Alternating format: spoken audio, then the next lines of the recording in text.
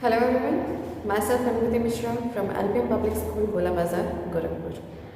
In the previous video, we have studied about the trade, religion, art and architecture of the Gupta's dynasty. Today, we are going to study the science which was developed into the Gupta's dynasty. So, we are going to study that. All branches of science made rapid progress during this period. All branches, every branch of the science was totally developed, was getting developed into this period. So, the science of mathematics, astronomy, metallurgy, and medicines were very advanced. Metallurgy means the study of metal is known as metallurgy. Study of the properties of the metals is known as metallurgy. Astronomy, mathematics and medicines was developed into the Gupta's dynasty. Now let's study about the astronomy.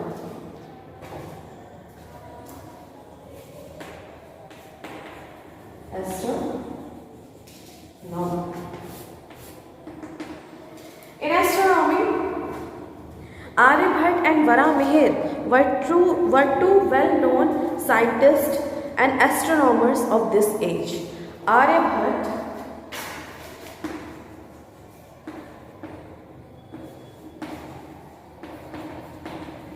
and Varamihir. These were the two scientists, two astronomers into the Gupta's dynasty.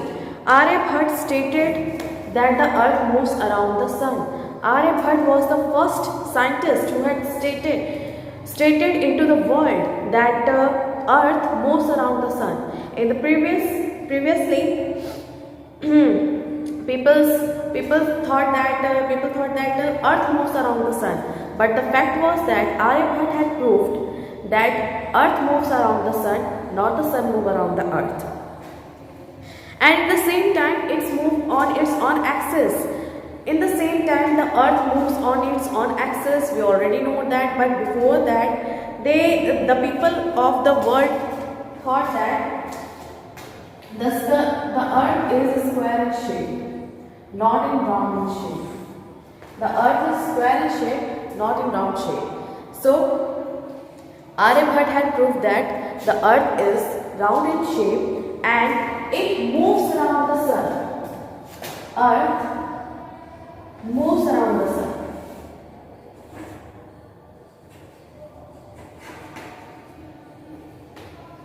Not the sun moves around the earth. Okay? And his theory was dismissed by the contemporaries as baseless and fallacious. He had already explained about that, but his theories was not accepted by the people because people takes time in accepting the new things. Therefore, they rejected the new concept which was proposed by Aryabhat, that the earth move around the sun. However, we know that it was absolutely correct. Aryabhat wrote Aryabhatyam, in which he gave solution to many mathematical problems. Aryabhat wrote Aryabhatyam. He had wrote a book whose name was Aryabhatyam, in which he gave solution to many mathematical problems. Many mathematical problems was solved by him. He had given so many solutions for solving the maths. Okay, Varamihir wrote Brihad Samhita, which is an encyclopedia of science. Varamihir had wrote Brihad Samhita. He had wrote a book, Brihad Samhita, which is an encyclopedia of science. How the science work, what makes the science too much good and knowledgeful. He had experimented, he had done too much experiment and had wrote a book whose name was Brihad Samhita, and had given all the formulas, all the things, all the things related to the science into that book. Next, mathematics. In mathematics, a numeral system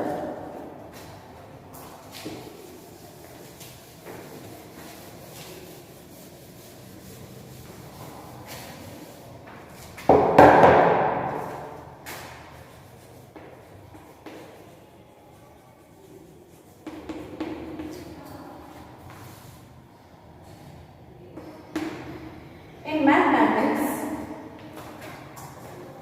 a numeral system was in an advanced stage. Indian mathematicians contributed remarkably to the field of mathematics and came up with the concept of zero, the decimal system and the numerals.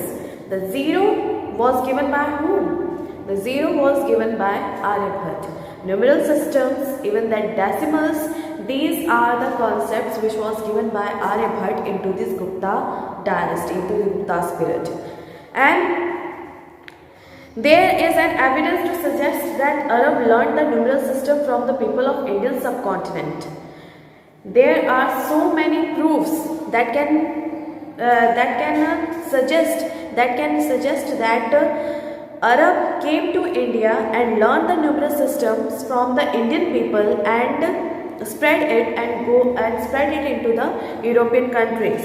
But now these numeral systems was given name as Arabic numerals, but these numeral systems was related to the Indian concept. Indians already know these numeral system, but today these numeral systems was named as Arabic numerals, which has been taken from India. Metallurgy. Now we will know about metallurgy. Zero, numeral system,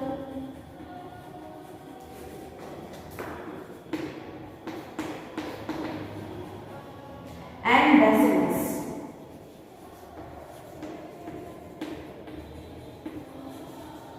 Was already proposed in India, was already given by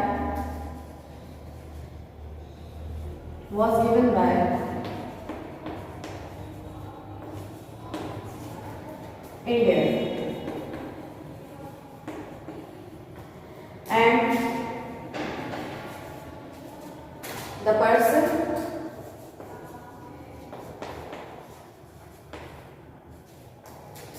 who had given this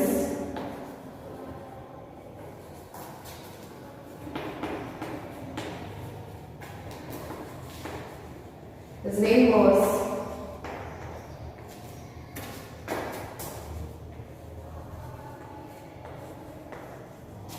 Aryabhat.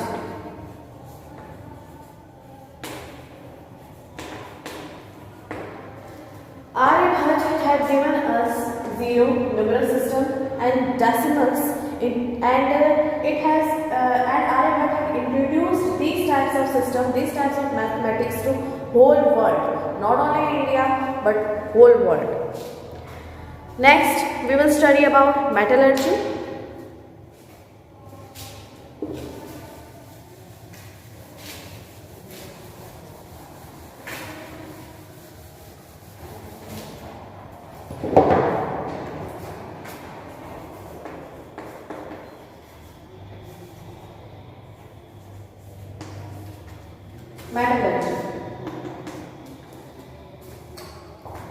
In metallurgy, the branch of what is metallurgy? What do you mean by metallurgy?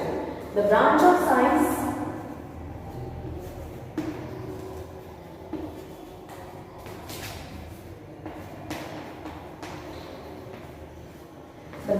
science that deals with the properties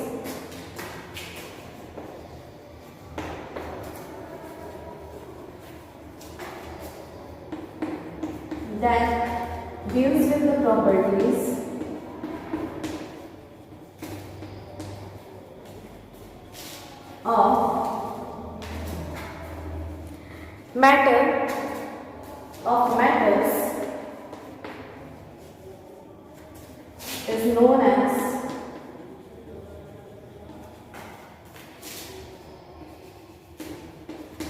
Metallurgy. The branch of science that deals with the properties of metals is known as metallurgy. Means if we study about the metals and its properties, then this concept is known as metallurgy. The iron pillar in Mehrauli, Delhi. You have seen the iron pillar into the Delhi near the Qutub Minar. It belongs to the Gupta period. It is made into the Gupta's period, and a great testimony to this fact that it was built in the 4th century CE.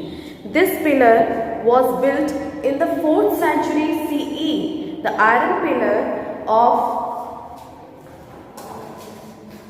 example.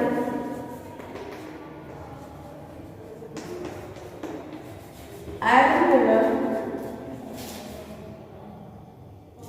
of Gupta's period.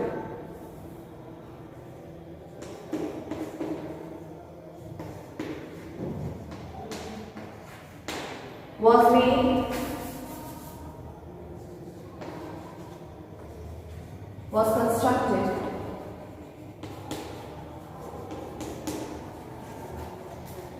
in 4th CE. In 4th century, this pillar was made into the Delhi near the Qutub Minar, but still now we can see that it was still present without any rust and without any damage on that. This was the property, this was the metal science of that period, that without any rust and without any damage on that pillar, it is still stand into Delhi. Next, gold coins with beautiful designs issued by the Guptas also indicate the excellence achieved by the craftsperson of this period in metallurgy. Gold coins was issued into the Gupta's period, and the beautiful designs on that, it indicates that the craftsperson and the and the art made by these craftsperson was so much prosperous and so much good, and it looks too much. If you see the gold coin of the Gupta period into any museum of India, then you will see that it looks too much pretty, it looks too much beautiful, that by this mean we can say that the craft persons have the excellence in these things. Next, medicines. We have studied about astronomy, mathematics, metallurgy. Now we will study about medicines.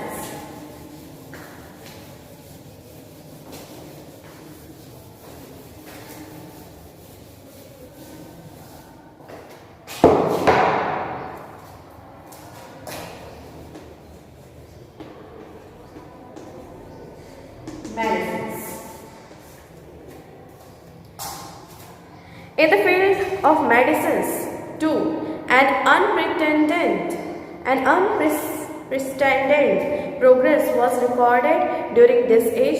Ayurveda, a system of medicines based on herbs and plants, was very popular at that time, and many diseases were cured with the help of this system.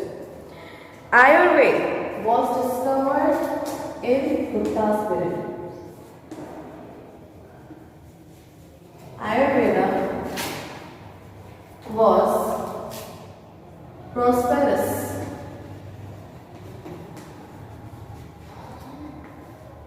into the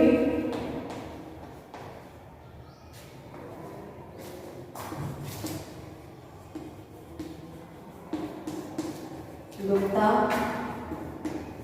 period. Ayurveda was too much prosperous into the Gupta's period. Okay? System based on medicines with the help of herbs, with the help of plants. It is a system. Ayurveda is a system that is based on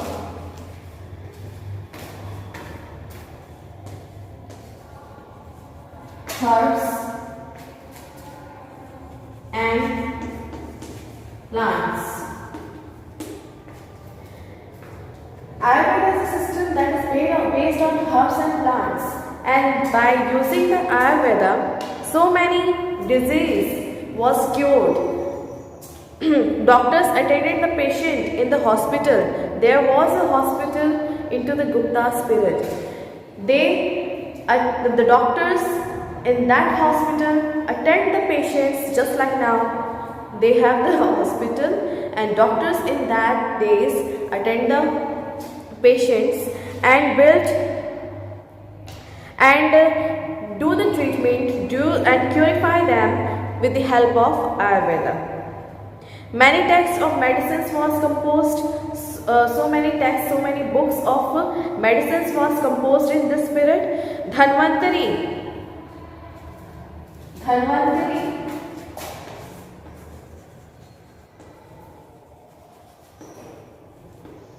was the great physician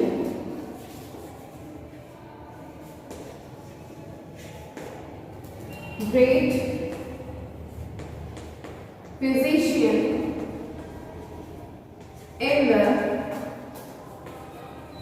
Gupta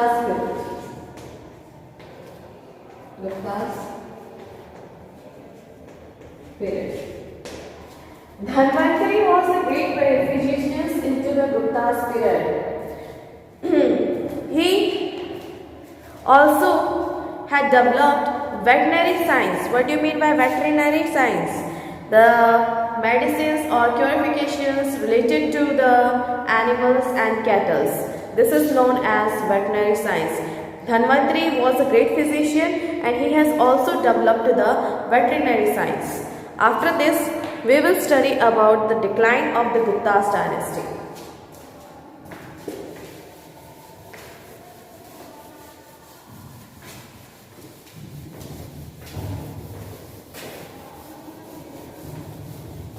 How the Gupta's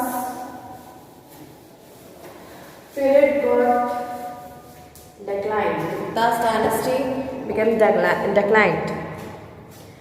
There were a number of factors. Decline of the Gupta's dynasty.